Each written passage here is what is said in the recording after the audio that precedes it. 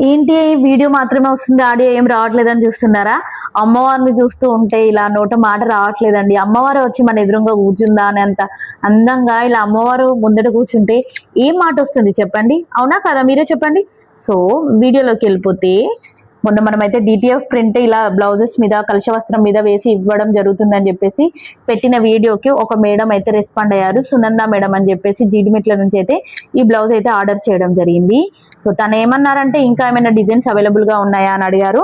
So నేను నా దగ్గర ఉన్న డిజైన్స్ పంపిస్తే తనైతే వైభవలక్ష్మి వ్రతానికి ఈ బ్లౌజ్ అయితే డిజైన్ చేయించుకున్నారండి. సో ఈ డిజైన్ ని తన సెలెక్ట్ చేసుకుంది కాబట్టి ఈ డిజైన్స్ ఇవ్వడం జరిగింది. మన దగ్గర వైభవలక్ష్మి మాత్రమే కాదండి, శ్రావణ వరలక్ష్మి శుక్రవార వ్రతాలకి, వారాహి నవరాత్రులకి, 7 శనివారాల వ్రతాలకి ఇలా ఏ డిజైన్ అంటే ఆ డిజైన్ మనకు అవైలబుల్ గా ఉన్నాయి. అంతేకాదు రెడ్ కలర్ బ్లౌజ్ మాత్రమే కాదు, మీకు ఏ కలర్ బ్లౌజ్ మీద కావాలంటే ఆ కలర్ బ్లౌజ్ మీద అయితే డిటిఎఫ్ ప్రింట్ చేయించి అయితే ఇవ్వడం జరుగుతుంది. శారీస్ మీద బంచెస్ కానీ బార్డర్స్ కానీ ఓన్లీ మీ ఫ్యాన్సీ శారీస్ కి బ్లౌజెస్ కూడా అలాంటి డిజైన్స్ కూడా అన్ని రకాలుగా అవైలబుల్ గా ఉన్నాయి.